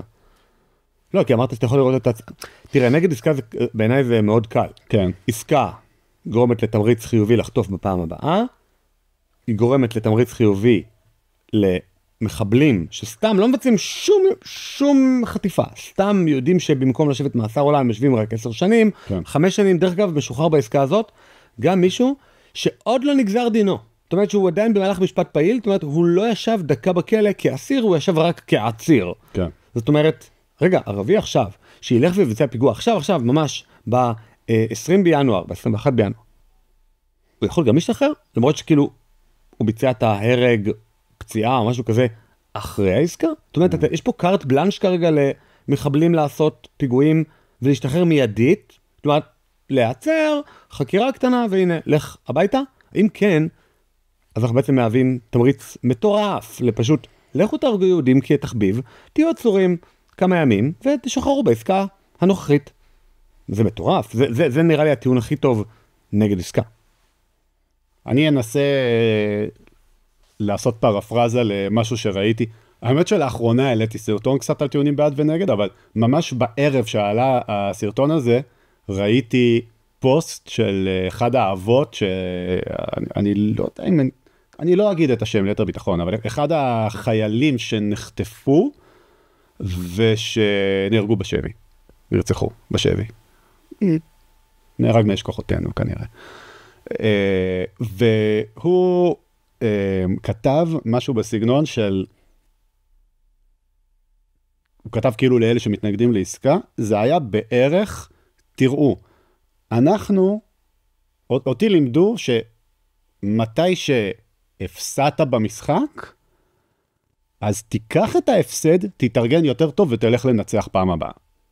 אוקיי? אז זו הייתה הטענה שלו. ואז הוא אומר, למשל, אתם, לצורך העניין ישראל, נרדמנו בשמירה, קרה לנו מה שקרה לנו, תעשו צמצום נזקים למה שקרה לנו, למרות שתוך כדי שאני אומר את זה, אני מבין שאפשר לקחת את זה גם לצד השני, אבל תעשו צמצום נזקים למה שקרה לנו, תנסו להחזיר כמה שאפשר את העוול שגרמתם לאנשים במדינה, למשל לאנשים כמוני, שאני כבר לא אראה את הבן שלי, אבל למשפחות שיקיריהם עוד בחיים, ככל הנראה לפחות, יש סיכוי שהם עוד בחיים, תחזירו אותם, ראונד 2, תלמדו מזה, תעשו מה שאתם רוצים, אבל עכשיו אתם הפסדתם, תהיו ילדים גדולים, במקום להתבכיין, לא, אנחנו נמשיך, אנחנו זה, תהיו ילדים גדולים, קחו את ההפסד, תמשיכו הלאה. זה משהו אחד שחבל לי שלא הצגתי כטענה, לא יודע אם זה בדיוק טענה, אבל כאמירה בעד עסקה. עוד אמירה בעד עסקה יכולה להיות משהו בסגנון, אפשר גם אולי לתת טענות ריאליות בעד עסקה. למשל, אתה יכול להגיד, שצהל הציב לעצמו מטרה, אולי אתה תוכל להגיד אם לדעתך זה מוצדק או לא, שאחרי שהייתה את ההוצאה להורג המזעזעת של 6 החטופים שצהל התקרב לאזור שהם היו מוחזקים, שצהל בעצם אמר, אוקיי, אנחנו לא עובדים באזורים שאנחנו יודעים שיש חטופים, כי אנחנו יודעים שחמאס הוציא הוראה שאם יש פעילות של צהל ליד, מיד לראות. כן, שזה בעצם מנטרל לצהל, דבר כזה, אם הוא מקשיב להוראה הזאת, נכון? אז אנחנו בעצם, כל עוד יש ריכוז מסוים של חטופים ברצועה, אנחנו מנועים מלפעול, ולכן שחרור עסקה כרגע מאפשרת לנו לחזור לפעול אחר כך. זה כאילו טיעון ריאלי, זה כאילו, זה טיעון ריאליסטי. זה אפילו לא טיעון של, אתה יודע, רגשי כזה. אתה יכול אולי גם, זה גם טיעון שאגב לא הצגתי לדעתי בסרטון שלי. אתה יכול להציג איזשהו טיעון על למדינה יש אחריות לשמור על ביטחון אזרחיה, למרות ששוב, גם זה אתה יכול לקחת לצד השני, אתה יכול להגיד, אוקיי, קרה משהו רע, וזה בגלל המדינה, אז עכשיו המדינה מוטל עליה לעשות מה שהיא יכולה כדי לבטל את ההפסד הזה, למרות שהצד השני איתן כן, אבל אתם יודעים שבכך שהיא מבטלת את ההפסד הזה, היא יוצרת הפסד בעתיד. אז בוא נתחיל מזה, מה דעתך נגיד על אלו? אז דבר ראשון, ענית לעצמך, אמרת שיש טיעוני, זאת אומרת, תראה, הטיעון הסמלי של בעצם cut your losses ותתנו איזה משהו ערכי לחברה ותראו לחברה שאתם בעצם מודים, אתם אנשים כאילו כנים ברמה, כמו ברמה הפרטית, נגיד, אני איחרתי לך היום, אז מה היה ראוי שאני אגיד? שאני אכחיש? לא, בכלל בבלת, קבענו ברבע, לא קבענו בדיוק. יכולתי לעשות את זה ולהתחיל להגיד לך, תראה, לא יודע, פעם באה אני אאחר לך, פעם באה אני לא יאחר לך ואני לא כמוך, או כל מיני מניפולציות מוזרות כאלה. ברמה הפרטית, כן, כדאי להגיד, ראוי להגיד, מוסרי להגיד, כן, איחרתי, אני מתנצל. אני רוצה להרוס לך רגע את האנלוגיה. כן. אתה איחרת לי, נכון, אבל בזמן שאתה איחרת לי, אני עמדתי על הרי ירושלים, והיה לי נוף יפה, והייתה רוח נעימה, והיה לי כיף, ועשיתי הליכה נחמדה פה בשטח שבחוץ, והיה לי כיף, היה לי נחמד, אוקיי? פה נראה לי שהאנלוגיה קצת מתפרקת, החטופים שיושבים במנהרות הם לא... לא, אני אומר כזה דבר. למדינת ישראל יש אחריות, וזה גם נוגע לטיעון השלישי וגם לטיעון השני. למדינת ישראל יש אחריות לא רק כלפי החטופים, אלא גם כלפי החטופים העתידיים. אני שואל את עצמי, אם אני חושב שראוי שכל אחד שמסתכל על הקמפיינים הנהדרים שמופקים על ידי מטה משפחות החטופים, קפלן, call it as you like, יסתכל לא רק בראיית מנהרה של, הם רוצים שתסתכל על החטופים. אני רוצה שתסתכלו על החטופים, ואני רוצה גם שתסתכלו עליי, על הילדים שלי, על הבני דודים שלי, על החברים, על אנשים שאני לא ממש אוהב, ובעצם אתה מסכן את החיים של כולם. גם של החטופים דרך כלל, יכול להיות שהחטופים ישוחררו, ומחבל מהעסקה שלהם יהרוג אותה. אז אתה לא יכול... ברור שעדיף להם עדיין להשתחרר. שנייה, ברור שמבחינת תוחלת, מבחינת סיכון, הם מעדיפים להיות מחוץ למנהרות, וסיכוי כמעט אפסי להירצח, מאשר בתוך המנהרות, וסיכוי מאוד גדול להירצח. אני אומר, יש לנו פה אחריות למדינת ישראל ל10 מיליון תושבים. וה10 מיליון תושבים האלה, האחריות אל כולם היא זהה. זאת אומרת, בוא נלך למקרה יותר קל ויותר פשוט, שמקרה שאנחנו גם יודעים את התוצאות שלו. בוא נלך לעסקת שליט. למדינת ישראל, אני אומר את זה לפי הקמפיין של שחרור שליט, שהיה לפני כעשור. למדינת ישראל יש אחריות להחזיר חייל שריונר נחמד שנפל בשבי. נכון, שליט. הוא באמת, למדינת ישראל יש אחריות לשחרר אותו. עכשיו, נשאלת השאלה, רגע, נגיד שאני עושה מבצע לשחרורו, מבצע צבאי לשחרורו, ואני יודע שהערכות של הצבא, שיהרגו 4 אנשים בדרך לשחרר אותו, אז אני צריך להגיד, רגע, גלעד שליט מול 4, לכאורה, ברור מאוד מה צריך לעשות. אבל יכול להיות שיש פה גם מאספקט אסטרטגי. יפה, שנייה, אמרתי לכאורה. לכאורה, ברור, גלעד שליט זה 1, 4 חיילים שיהרגו באופן, כאילו, אתה יודע, של החלטה, זה לא תקלה, זה כנראה, על פי הערכות, יהרגו 4, לכאורה, אסור לך לצאת למבצע כזה להציל את שליט, עבור 4 שיהרגו. אבל יכול להיות שהמבצע הזה, המבצע חודר לעומק עזה, שדרך אגב, יכול להיות שגם שליט יהרג. וגם עוד 4 חיילים, הוא יעשה כזה מאורע גדול על החמאס, פעם הבאה שהוא יחטוף, הוא ידע שהוא חדיר, וידע שאנחנו יודעים איפה שליט, וידע שאנחנו זה, אז יכול להיות שכדאי, יכול להיות שאני כראש ממשלה, ככל הנראה הייתי מקבל החלטה שאומרת, כן, תעשו מבצע עומק, תיכנסו, תוציאו את שליט, אפילו כגופה, תוציאו, אפילו ש4 חיילים יהרגו. אני רוצה לנקום או לבצע מבצע כל כך מרתיע מבחינה צבאית, שהם לא יחטפו לנו שוב מישהו נוסף. ואת כל זה אני אעשה כמניפולציה גם, תוך כדי שאני שולח את השליח שלי לקהיר, לדבר איתם על העסקה וזה, ובשלבים הכי מתקדמים, ואני עושה את זה תוך כדי שהם יראו, סתם שלחתי את הבן אדם הזה לקהיר, הכל נועד בעצם בשביל להרדים את החמאס, שההגנות שלכם ירדו. סתם. אבל אם אני מסתכל על עסקת שליט, אז שוחררו 1,000 מחבלים, הנרצח הראשון כתוצאה מהעסקה הזאת זה ניצב משנה ברוך מזרחי, שאני יצא לי להכיר אישית את המשפחה שלו, אז אני גם מאוד רגיש לזה, ואני אומר, רגע, החיים של מי חשובים יותר? של ברוך מזרחי, או של גלעד שליט? עכשיו, אלה הערכות הסתברותיות שצריך לבצע, כשעושים עסקה כזאת. תראה, זה פיצ'ר פסיכולוגי, כן, בוא תראה, אוקיי, אני לא הולך להצדיק את זה, בסדר? אני רוצה להראות לך אבל את החולשה הפסיכולוגית של בני אדם. יש תרגיל מחשבה מאוד מאוד ידוע, שבני אדם אוהבים ודאות, לא אוהבים, מייחסים חשיבות רבה יותר לוודאות, אוקיי? למשל, האם אתה היית מוכן, אוקיי, אני מכיר את זה, מה אתה מעדיף לקבל? $100,000 עכשיו, או $1 מיליארד עוד 5 שנים? לא. כי זה ודאות של 50%. יפה, בוא נעשה את זה אפילו אחרת. גם אתה דוחה את זה קצת, בוא נגיד שאתה יכול לקבל $1 מיליון, בסדר, משהו שאתה רוצה, בסדר? $1 מיליון, X, משהו שאתה רוצה, אוקיי? אבל מישהו רנדומלי בישראל ימות בוודאות אם אתה לוקח את הכסף הזה, אוקיי? או אתה יכול לקבל את אותו סכום, אבל רק 10 אנשים יש סיכוי של 1 ל-10 שהם ימותו ברגע שזה יקרה. עכשיו, יכול להיות שתגיד, לא, אני בכל מקרה לא לוקח, אוקיי? אבל פסיכולוגית, אתה מצליח להרגיש את זה שהאפשרות השנייה הרבה יותר קלה? ודאי. יפה, אז זה קצת מה שיש לנו עם עסקת חטופים, נכון? כי אתה אומר, אין ספק. אותו אני מציל, ולא רק שאני מציל את הבן אדם שיושב עכשיו בשבי, אני יכול להצביע עליו, אני יודע איך הוא נראה, אני יודע מי המשפחה שלו, אני יודע בדיוק הכל לגביו, או סיכוי של 1 למלא, שכמה אנשים ירצחו, אני לא יודע מי הם לא יודעים מי הם, וזה כאילו משהו מסתברותי כזה. נכון, ודרך אגב, אם היה לי עכשיו כסף לבצע קמפיין לנגד העסקה, מה שהייתי עושה זה הייתי מג'נרט ב-AI כל מיני פנים של אנשים, שם להם חלק מהם כיפה, חלק מהם קוקו, חלק כזה קעקוע נחמד בצוואר, אתה יודע, שיראו ישראלים לגמרי, שלא יהיו כולם יראו דוסים או יראו כולם חילונים, יראו ישראלים נורמליים, אבל בשביל לא לפגוע באף אחד לא הייתי לוקח תמונה של אף אחד ספציפי, הייתי מג'נרט את זה באמצעות AI, והייתי נותן להם שמות למטה. חיים כהן, דוד לוי, נעמה יודקביץ', אהרון ליבוביץ', דנה מזרחי, נועה טולדנו, סתם מג'נרט שמות, אומר הכל המחשב המציא ב-AI.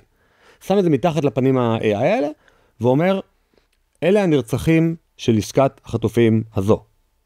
וליד גם אולי את התמונה של ברוך מזרחי, והוא הנרצח הראשון של עסקת שליט. אדם של מי שווה יותר, שלהם או של החטופים.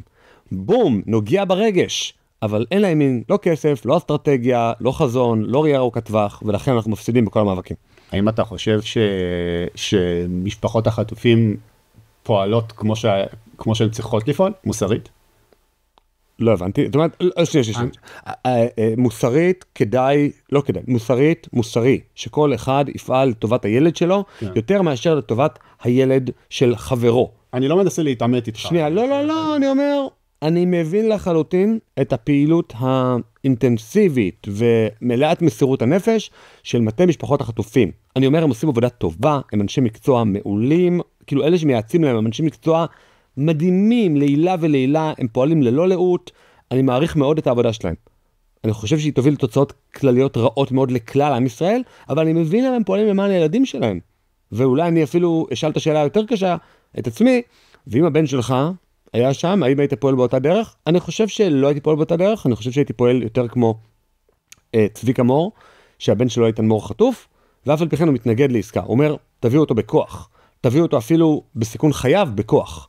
תנקמו בחמאס. יש לי צביקה מור היה פה ואמר לי, יש לי עוד ילדים, אני לא יכול לפעול רק לטובת איתן, יש לי עוד ילדים שיכול להיות שיהרגו כתוצאה מעסקה שתביא את איתן הביתה. הוא אמר את זה, והוא אומר את זה, והוא פועל למען זה. אני חושב שהייתי יחד עם צביקה, ולא יחד עם מטה משפחות החטופים של שאר החטופים, שאולי, לא שאר אלא, של חלק גדול מהחטופים שמובלים על ידי כל מיני אסטרטגים שנקנו על ידי קטר. שוב, המידע הזה אני מביא אותו מתוך מומחה, שכחתי את השם שלו, מומחה למלחמה פסיכולוגית, שהיה כאן בפודקאסט, וכרגע השם שלו פרח מזיכרוני. אני אזכר בשם. אני העלית פה משהו שאני רוצה לשאול אותך, למרות שזה הפודקאסט שלך, אבל אתה בעיניי מייצג משהו, ושוב, אני לא בן אדם פוליטי בכלל, לא כי אני מתאמץ להיות לא פוליטי, אלא כי זה באמת לא מספיק חשוב לי שתהיה לי דעה על כל דבר, כן? אבל אתה עושה משהו לדעתי, שמתי שיהיה מישהו בשמאל, אתה מאוד מזוהה כמובן עם הימין, שאין מישהו בשמאל שעושה את מה שאתה עושה, ואני חושב שזה איזושהי תופעה עולמית במובן מסוים, שהתקשורת, הגופי תקשורת הגדולים הם נוטים שמאלה, באופן די ברור, ואז כל הרשתות החברתיות אפשרו לכל מיני עצמאים כמוך לעלות, ובעצם אתם חייבים לחשוב הרבה יותר ולהציג טיעונים ולהיות קצת יותר פילוסופיים, וכן, אין לכם את הסמכות, אז אתם צריכים לדבר בצורה יותר הגיונית. ואני תוהה, מה דעתך על מה שאמרתי עכשיו קודם כל? אני אנסה אולי לשקף כדי שזה יותר ברור, כי לי זה לא בטוח ברור. ברור שיש וקום יותר גדול בתקשורת הימין מאשר בתקשורת השמאל, כי בתקשורת הימין בעצם יש לך את 14 שניזון מהלשכה של נתניהו, ומייצגים קו מאוד מאוד ביביסטי, ואז בעצם ימין שהוא לא נתניהו, או שרוצה לעקוף את נתניהו מימין ולהשפיע עליו מימין, יש וקום. אין גוף תקשורת כזה, אז אני שם. כי אני נמצא איפה שיש, אני נמצא איפה שהדעות שלי, אבל אני גם נמצא איפה שיש וקום. אם מישהו אחר היה מייצג את הדעות שלי בצורה טובה, לא הייתי פועל, לא הייתי יוזם את כל המפעל הזה מהכיס שלי. כאילו, אין לי פה איזה מין, אתה יודע, המטרה הראשית פה שלי, לא שיזהו אותי ברחוב, המטרה הראשית שלי פה היא להשפיע, ואני חושב שכשיש וקום, אתה משפיע בצורה הרבה יותר דרמטית. אני חושב שיש גם פודקאסטים פילוסופיים משמאל, ג'רמי פוגל, רדמן, זאת אומרת, יש כן אנשים שפועלים, נקרא לזה בשמאל, שמאל מרכז, כל החזית הזאת, יש הרבה מאוד אנשי תקשורת עם פודקאסטים או גופי תקשורת עצמאיים, וגם הם מדברים פילוסופיה. כי הלונג פורמט מחייב איזושהי פילוסופיה, איזושהי אמירות מורכבות. הקליק בייטים של האולפנים לא מאפשרים את זה, ולכן אין שם את זה. גם האולפנים, מה שאני מקבל זה שכשאתה אולפן, יש לך סמכות, יש לך כל כך הרבה קרדיט של סמכות, שאתה לא בהכרח חייב לגבות את הדברים שאתה אומר. אני לא בטוח שיש פה כאילו דיבור בשם סמכות ודיבור לא בשם סמכות. אני בא ואומר, הנה חליפת האיומים, אני מדבר בשם סמכות, אני גם מדבר בשם טיעונים רציונליים שכל אחד יכול להבין, אבל אין לי בעיה לדבר בשם, הנה, סמכות, תראו, 1,000,000 האזנות בחודש, כאילו, כן, אז זה נותן לך סמכות 1,000,000 האזנות בחודש. אוקיי, אז זה אני יכול להבין, למרות שנכון. זאת אומרת, פופולריות נותנת כאילו קול המון כקול שדי. גם תראה, בתקופת בחירות הבאה, אני מאמין שאתה פה, אתה ועוד כמה פודקאסטים בישראל, אני מאמין שאתם תגדלו מאוד בתקופת הבחירות הבאה. וגם גדלנו מאוד במלחמה.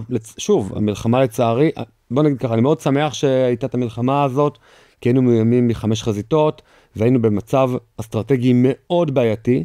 נגיד שהם היו תוקפים אותנו גם חיזבאללה, וגם עזה, וגם ערביי ישראל, וגם יהודה ושומרון, וגם אולי קצת המצרים היו מתחממים על הגדרות, היינו פשוט, זה היה חורבן. אני מסכים איתך. אני לא מסכים איתך שאני שמח שהייתה את המלחמה. לא, אני ממש רציתי שאנחנו נפתח במלחמה בעצמנו, שאנחנו ניזום, שאנחנו על עניין האוהלים בהר דוב נסלק אותם, שאנחנו, כל ההתגרויות האלה של חיזבאללה, יגרמו לנו לעשות איזה מבצע מוקד כזה, זה מה שאני רציתי. אבל אני לא הצלחתי להיות מספיק פופולרי לפני המלחמה, בשביל שמספיק אנשים יקשיבו לי. מספיק מג"דים אמרו לי, הכנו את הימ"חים יותר טוב בזכותך, כי הבנו שאנחנו חייבים להיות מוכנים ליום פקודה. אלפי אנשים הוציאו כלי נשק בזכותי לפני המלחמה, וגם אני עוזר להם באופן אישי ומייעץ, אבל לא הצלחתי לגרום לשינוי אסטרטגי, הצלחתי למזער את הנזק שהיה ב7 לאוקטובר. נגיד גם כרם שלום, אני יודע שניצל הרבה בזכותי. אמרה לי אחת האלמנות, שבעלה אומנם נהרג, זאת אומרת, היו שתי אלמנות מכרם שלום. בעלה אומנם נהרג, ידידיה רזיאל רוזנברג, אבל בזכות זה ששניהם הקשיבו לפודקאסט שלי, אז הם דאגו לזה שהכיתת כוננות תהיה הרבה הרבה יותר מוכנה, וסליחה שאני אומר את זה ככה, אבל רק שני אנשים נהרגו מכרם שלום. לא נהרג אף תינוק, אף אישה לא נאנסה, אף בית לא נשרף. הכיתת כוננות הצליחה להגן על כרם שלום, שזה דבר אדיר, כי הם נמצאים מרחק כמו מפה לדלת מהגדר של רצועת עזה. זאת אומרת, זה יישוב צמוד גדר. אז אני מאוד שמח שאף משפחה לא נרצחה. זה דבר אדיר. הלוואי שהייתי גורם לזה שבכלל גם הנובה לא היה מקבל אישור באותו יום, וזה היה מתבטל כמה שעות לפני, בזכות זה שזה קצין משטרה הקשיב לי. אתה יודע, זה גם קשה להגיד מה זה אני גורם, כן? כי יכול להיות שהקצין משטרה לא יקשיב לך, אבל הוא דיבר עם בן דוד שלו, שאשתו הקשיבה לך וזרקה לו משהו, כן? אז ההשפעה היא תמיד לא ידוע, היא תמיד מסימן שאלה, אבל בוא נגיד, כשאתה כן משפיע ואומרו לך באופן ודאי ומוחלט, אותו הרוג, אותו ידידיה, הקשיב לך, הקשיב לכל הפרקים, הקשיב לפרק עם אנסבכר לפני המלחמה, עם בריק לפני המלחמה, עם רפאל בן לוי לפני המלחמה, והפרקים האלה גרמו לו להרגיש שהוא כרגע בתקופת ההמתנה של 6 הימים, וככה האלמנה אמרה לי בשבעה, שהם הבינו שהם לקראת משהו גדול, והם חייבים שהנשק יהיה מוכן, שהווסט יהיה ליד המיטה, הם הבינו את זה. אני הבנתי את זה. אז אני אתוודא פה שאני הבנתי את זה ולא הבנתי את זה. אני לפני כמה ימים הסתכלתי על דברים שאמרתי ממש לפני המלחמה, דברים שאמרתי ביולי, באוגוסט, אפילו בספטמבר. נגיד סרטונים שהכנתי על הנרטיב הערבי, על הנרטיב האסלאמי, רעיונות שעשיתי, אני חושב אצל משה פבריקנט, שהוא שאל אותי, אמר לי, בוא תגיד לי, אני עכשיו לא מבין כלום בנרטיב הפלסטיני, בוא תספר לי אותו. עכשיו זה פופולרי, כולם מכירים את זה, אבל אני בעצם סיפרתי את זה וזה היה מאוד חדש. כאילו, פחות, זה לא היה חדש, הם חושבים את זה הרבה זמן, אבל זה היה כאילו דבר שמדברים עליו פחות. אז קלטתי בנרטיב, ומשום מה עדיין לא הייתה לי את התחושה הזו של אנחנו לפני משהו גדול. כן? כי אם אני חוזר ואני מסתכל על דברים שאמרתי, אני לא מרגיש שפספסתי. אני אומר, וואי, כן, קלטתי בול. אבל אם קלטתי בול, למה עדיין פספסתי? אני רגע אגיד את זה אחרת. בסדר? כאילו, אני חושב אם היית יודע בוודאות מה עומד לקרות, אני חושב שהיית עובד קצת יותר קשה, או הרבה יותר קשה, או היית עכשיו מגייס את כל כוחות הנפש שלך להגיד, חבר'ה, תיזהרו. מצד שני, אם היית יודע בוודאות, ממש סוג של התגלות, סוג של מידע מודיעיני, תפתח מלחמה עוד שבוע. אני בטוח שלא היית אומר לאזרחים עוד שבוע, כי אז הם אומרים, רגע, בן אדם הזה פסיכוטי, צריך להיות מאושפז. זאת אומרת, לא משנה איזה מידע היית יודע, המקסימום שהיית עושה, היית עובד יותר קשה. היית מדייק יותר את המסרים, אבל לא היית נותן שיקראו לך פסיכוטי. גם אם היית יודע שזה שהיית אומר להם, בשביל לאוקטובר זה, אז אחר כך תוכל להגיד, אמרתי לכם. העניין הוא שאני לא חשבתי שתהיה מלחמה. אבל גם היית חושב. כן, אבל שאני מקשיב למה שאני אומר, זה נשמע כאילו אני חושב שתהיה מלחמה. כלומר, זה מראה אולי גם משהו על המצב הנפשי האנושי, כן? יש לי את כל הראיות, אני מודע לראיות, אני מסוגל להסביר את הראיות, אבל אני עדיין לא מאמין בזה. אני אומר, גם אם היית מאמין בזה באמת בתמים בנפשך, אני חושב שהיית מדבר באותו אופן, אבל אולי היית בא ועושה עבודה קצת יותר מקצועית, לבוא ולשבור את חומת אדישות של האנשים.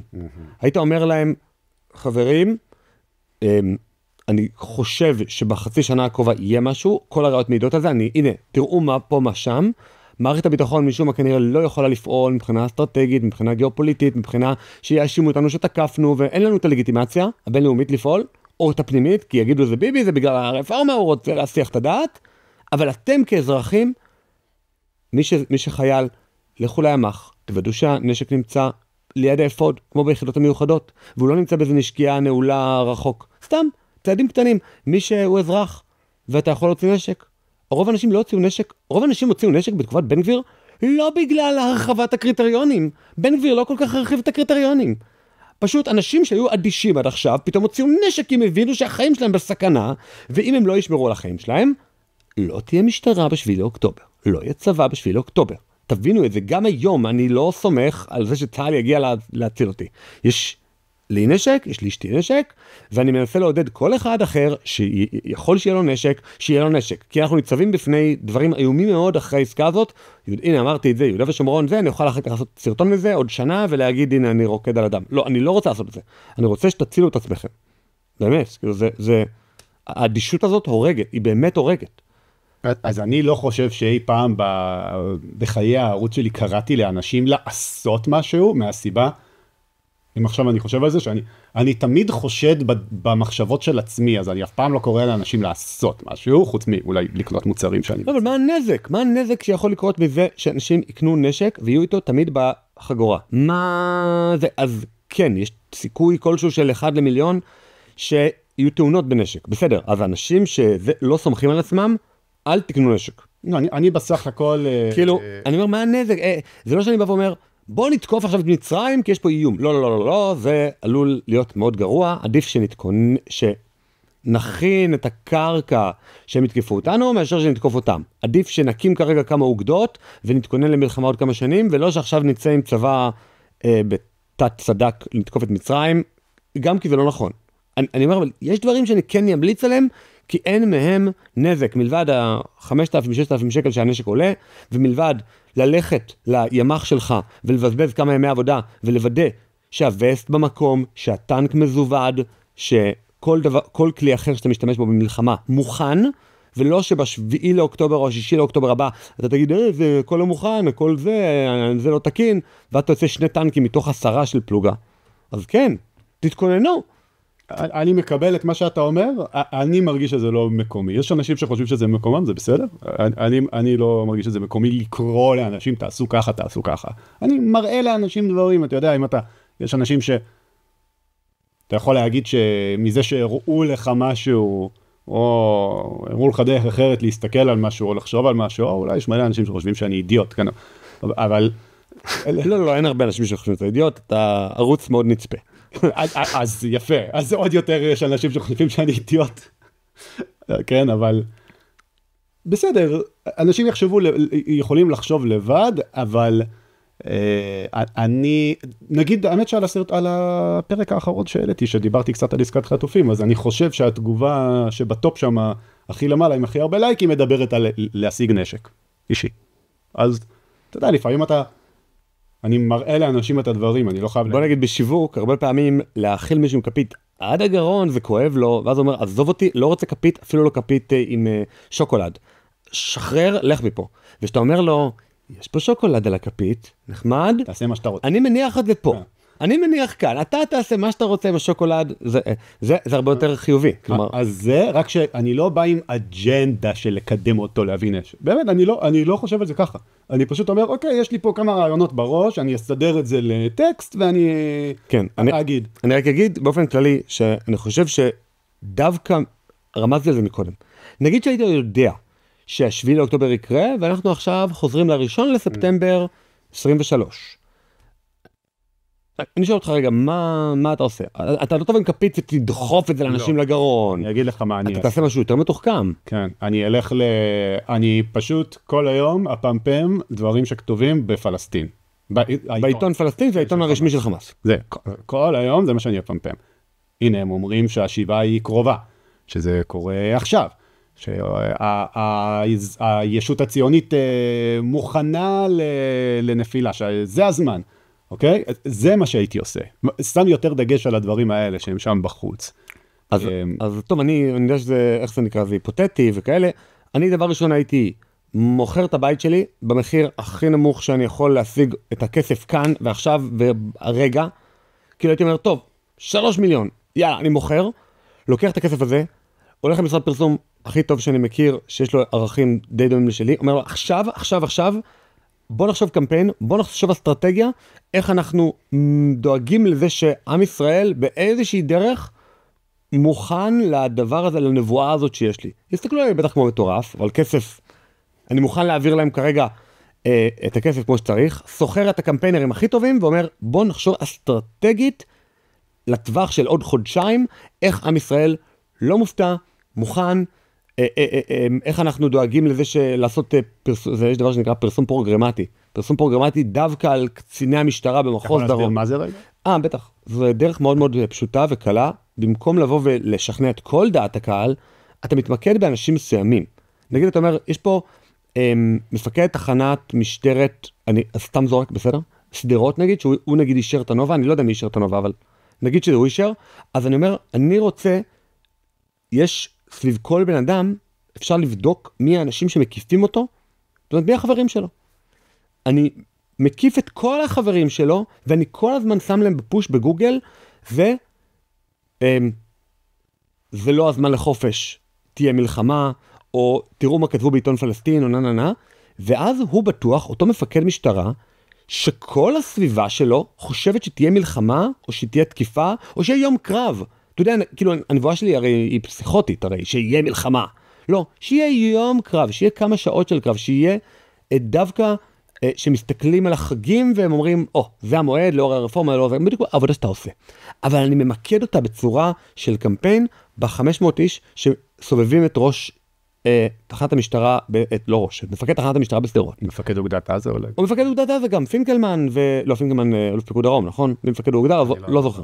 בכל אופן, ואז האנשים האלה אומרים, בונה, למה כל החברים שלי חושבים את זה? ואז הם מגלים שזה קמפיין לא נורא. עדיין האנשים, המסרים התת-הכרתיים, המסרים בין השורות חודרים אליהם, ובעצם כשהוא מגיע להחלטה, הוא לוקח את העט ואומר, רגע, קיבלתי לך משהו, בקשה למסיבה של 3,000 על הרצועה, תחשוב שהייתי מונע רק את המסיבה. רק את הדבר הזה. לא היה קורה. כמה אנשים היו נרצחים? הרבה פחות. הייתי אולי חוסך את חיים של 1,000 איש. אם אתה יודע, אם אנחנו... שוב, אם הייתה לי נבואה, אבל אני אומר בעצם, מה שאני בא להגיד בנבואה הפסיכוטית הזאת, זה דבר הרבה יותר חשוב. הדרך להשפיע היא הדרך לשנות את המציאות היא דרך השפעה על דעת הקהל, והדרך להשפיע על דעת הקהל זה לא רק פודקאסטים של דיבורים שכבודם במקום מונח וכל החיים שלו עוסקים סביב זה, אלא גם קמפיינים הרבה יותר מתוחכמים של אנשי פרסום ואנשי קמפיינים. וזהו, וזה מה שהייתי עושה, שם הייתי שם את הז'יטונים שלי בשביל להציל 1,000 איש. בפרסום פרוגרמטי, אולי אפילו הייתי, אתה יודע, מטרגט כל מי שנרשם למסיבת הנובה, אפשר לטרגט אותם על ידי פיקסלים באינטרנט, הייתי בא ואומר,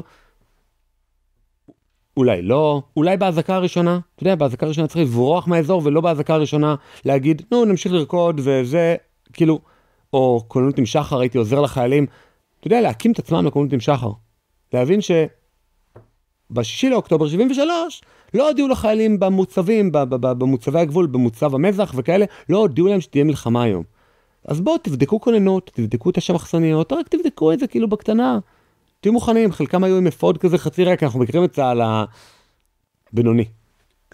אני מרמה קצת, אני גם הייתי מרים טלפון לכמה חיילים שאני מכיר שנחטפו וחיילות, ואומר להם, היי, נסה לא לסגור שבת, כפרה עליך. זה לרמות, אבל... לא, אבל זה אולי נחמד מאוד כלפי החברים שלך, אבל אם באמת הייתם משכנע אותם, אני חושב שהם היו סוגרים שבת. אני חושב שהם היו אומרים, תורן אמר לי, אני נמצא שם עם סכין בשיניים, אני ישן טוב כל הלילה, אני קם ב4, ואני בין כוונות, ואני מבקש מהנשק לחזור חזרה לאוגדה. חיילים שנכנסים בין כוונות. שאני מדבר עליהם. לא, אז אני מכיר הרבה חיילים קרביים שהיו בעזה ושנלחמו בשביל אוקטובר, וזה, קיבלתי טלפונים מכל מקום אחרי שביל אוקטובר של מה קרה לי וזה. אז אני לא קיבלתי טלפונים, כי החבר'ה הצעירים שאני מכיר, אני עסקתי בעבר, יצא לי להדריך ילדים, נוער, בגלגול הקודם שלי. והרבה מחבר'ה שהכרתי כילדים, אני הייתי בקרואטיה כשהשביעי באוקטובר קרה, אבל ראיתי וידאו שלהם, של הילדים האלה שאני מכיר. אני מכיר אותם כילדים, וראיתי אותם וידאו בידי חמאס, בעזה. נחשפו? כן. אתה בעצם הדרכת ספורטאים מצטיינים, נכון? כן, אני הייתי מאמן הישגי, אבל לפני גם שהייתי בטופ של הטופ של הרמה העולמית, הייתי הדרכתי חוגים בתוך כדי התואר הראשון, סתם, כן, במתנ"ס,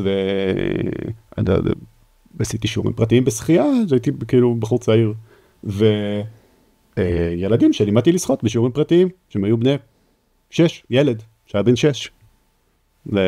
נחטף, חייל, הוא לא היה קרבי. יש עוד אחד שהוא כן היה קרבי, הוא היה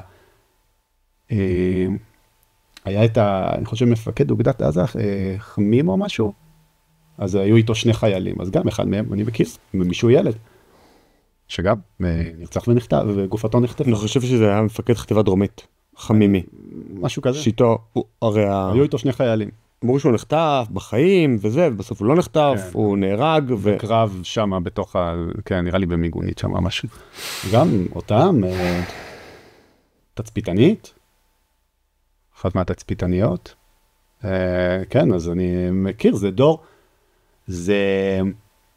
אני בדיוק הילדים שהם היו ילדים קטנים שעברתי איתם לפני הרבה שנים, לפני יותר מ10 שנים. אז הם היו ילדים קטנים והכרתי אותם טוב, זה הדור שעכשיו או שהוא נחטף, או שהוא נרצח, או שהוא נכנס לעזה, או שהוא נכנס לכפר עזה בשמיני, כן? בשמיני לאוקטובר, להילחם. ואתה יודע, זה, מצד אחד אתה חושב כזה, אתה סוג של גידלת אותו, וזה מה שקרה איתו בסוף, אבל מצד שני אתה אומר, לא, אתה גם עבדת עם חבר'ה טובים, כי מתי להיות מאמן הישגי בארץ, גם אם אתה מתעסק ברמות הכי גבוהות בעולם, רוב הספורטאים שאתה מגדל, הם ילכו ליחידות מיוחדות. גם אם הוא בין הטובים בעולם, הוא לא ימשיך כנראה בקריירה כספורטאי. אוקיי? הוא יכול להיות שהוא ידחה גיוס, יכול להיות שהוא יתגייס בגיל 20, אבל הוא ילך ליחידות מיוחדות כנראה. כי זה גם תכונות אופי מאוד דומות, נכון? בין מה שנדרש לזה ומה שנדרש לזה, כן, גם מאפיינים פיזיולוגיים דומים. אז מצד אחד זה נחת, כן? הטייסים, האלה שנכנסים מאחורי קו האוהב, זה החבר'ה שלי, למובן מסוים. אבל גם החבר'ה שישבו במנהרות זה חבר'ה שלי. אז אתה כזה... לא, בוא נגיד, אף אחד לא נחטף בגלל שהוא היה עם תכונות אופי בעייתיות. ברור. אנשים נחטפו גם האלפיון העליון של ההישגיות והלוחמה והזה, וגם אנשים פחות, זאת אומרת, גם סבתות נחטפו. הרי הייתה את הסבתא הזאת שנחטפה ופיצריית בחווארה הוחרבה בגלל שהשפילו אותה, ובדף פייסבוק של הפיצריית בחווארה, היא לא נחטפה בגלל שהיא קרבית, או בגלל שזה, פשוט בגלל שהיא יהודייה, וזה אולי מקום טוב לארוז פה את האירוע. כן. וזה כאילו אני יודע נימה מאוד פסימית, אני חושב שאולי באמת אם אני הייתי מכיר איזשהו חטוף, אולי הייתי מתבטא בצורה פחות מובהקת ופחות זה, אבל אני חושב שבאמת דוח ועדת שמגר צדק. לא כדאי שהפוליטיקאים שלנו באמת ייפגשו עם בני משפחות החטופים, או בני משפחות השכולות, או זה, כאילו אני הייתי רוצה לראות את המנהיגים שלנו מחליטים החלטות פחות רגשיות, כי כולנו יודעים שהרגש בסופו של דבר גורם להחלטות בעייתיות, וכאומה לא חושב שיש לנו את הפריבילגיה לטעות בצורה דרמטית בהחלטות שלנו, אנחנו אומה קטנה, במרחב עוין, והייתי רוצה... יש לי שאלה אליך בקשר לזה, אבל שאלה בניטרליות, אני לא מנסה לדחוף פה איזושהי אג'נדה. אם יש דוח של ועדה שקבע את זה, זה לא אמור להיות משהו שיש איזה יועץ משפטי או משהו כזה, שהוא אומר, חברים, יש פה מסקנות של ועדה, אני לא יודע אם זה עורך דין, אתה עורך דין פה, כן? יש פה מסקנות של ועדה, גבירותיי ורבותיי הפוליטיקאים, אנא לכבד אותה, אנא תכבדו אותה, כאילו... תראה, הדבר הזה, הבעיה עם דוח ועדת שמגר, זה שהוא גם דוח חסוי, וחלק ממנו הודלף, שאני אומר, דוח ועדת שמגר קובע, חלק ממנו הודלף, והוא מעולם לא הובא לאישור הכנסת, זאת אומרת, יש ועדה טובה ככל שתהיה, ברשות שופט עליון חכם ככל שיהיה ורהוט, אם הוא לא הלך לכנסת, אם הדוח הזה לא הובא בפני הכנסת, והמסקנות שלו חוקקו, אז בעצם, כשראש הממשלה נפגש עם בני משפחות חטופים, הוא לא עובר על החוק. דרך אגב, גם אם הוא כן היה מחוקק, והיה כתוב שאסור לפוליטיקאים להיפגש, נראה לך שעם כל המכונת יח"צ המשומנת שנקראת מטה משפחות החטופים, של כמעט מיליארד שקל שהושקעו שם, לא, אני לא ניסיתי להגיד את זה נגד מטה המשפחות. לא, אני בא ואומר, ברור שהוא היה נפגש גם נגד החוק. כל עוד דעת הקהל אומרת לו, אתה חסר רגישות אם אתה לא נפגש, גם אם זה לפי החוק ולפי דוח ועדת שמגר ולפי האינטרס הלאומי, הפוליטיקאים שלנו יקנאו לדעת הקהל. זה מה שיקרה תמיד. לא החוק קובע, דעת הקהל קובעת. זה מה שאני בא ואומר, אני חושב בכל החצי השני של השיחה שלנו, שבסופו של דבר, מי שרוצה להשפיע, החוק לא משנה. דעת הקהל משנה, ודעת הקהל תביא את התוצאות שדעת הקהל מאמינה בהם. ולצערי, התוצאות האלה הם לפעמים פופוליזם נורא, וסוציאל פופוליזם והשתלטות על המגזר הפרטי, והרס ההייטק בישראל, כמו הרי דוח רווחים כלואים. ולפעמים זה דברים טובים, אבל תמיד זה עובר דרך שם. מי שזיהה את זה זה כמובן קיסינג'ר. בספר שלו דיפלומטיה, הוא ממש כותב על זה שיש מהפך מפוליטיקה של נסיכים ורוזנים ואלה, לפוליטיקה של דעת קהל. גם אם מי שמוביל אותה, כמו צ'רצ'יל, הוא בן למשפחת הצולה. כן. בסוף הוא חייב להתחשב רק בדעת הקהל. אני חושב שנתניהו הוא סוג של דוגמה גם, כי יש לו גם מוניטין מאוד נהנתן כזה, אוהב את החיים הטובים, אוהב את זה, אבל הוא כאילו... כן, בוא נגיד נתניהו, אני לא רוצה שנפתח את תיבת פנדורה הזאת עכשיו, כי אני חושב שנתניהו בעצם יודע לא רק להקשיב לדעת הקהל, לתת לו בדיוק מה שהוא רוצה, אלא לעשות כפל פנים, לדבר ולתת לימין מה שהוא רוצה בדיוק, ובמדיניות לפעול בדיוק ההפך, או... לא רוצה להגיד לרמות אותנו, אבל כן, פוליטיקאים גם מרמים, כולל נתניהו. אמרתי את זה. דורן שפריר, דרך הקלה, תודה רבה שבאת. תודה על ההזמנה. ותודה רבה למאזינים ובעיקר למנויים שמחזיקים אותנו באוויר, מוזמנים להצטרף למועדון שלנו ולקבל את כל הפרקים, גם לפני כולם, גם עם קטעי פרימיום וגם עם לייבים שהתחלנו לעשות לאחרונה, to be continued, stay tuned, ותשימו לב למה אנחנו מפרסמים בקשר של לייבים אם אתם מנויים, ותראו בעצם ותוכלו לחשף התכנים. ביי ביי. היי, אם האזנתם עד לפה, ממש אשמח שתקדישו עוד דקה אחת מזמנכם. תיכנסו לקישור, כאן למטה, ותתמכו בנו באמצעות מנוי לעל המשמעות פלוס ו60 שקלים לחודש. המנוי יעניק לכם גישה מלאה ליותר מ-200 פרקים בלעדיים של הפודקאסט, שתוכלו להאזין להם באפליקציית הפודקאסטים האהובה עליכם. בנוסף, המנוי יאפשר לכם להצטרף למפגש הזום השבועי של קהילת על המשמעות. כל פעם נפגשים ולומדים יחד נושא אחר, ויש גם זמן לשאלות ולדיון בלעדי למנויים. כמו כן, כל מי שמנוי לעל המשמעות פלוס נהיה שותף בהחזקת הפודקאסט ככלי תקשורת עצמאי ובלתי תלוי, שיקדם את הרעיונות שאנחנו מאמינים בהם. אז יאללה, הקליקו כאן והצטרפו אלינו לעל המשמעות פלוס, מחכה לכם.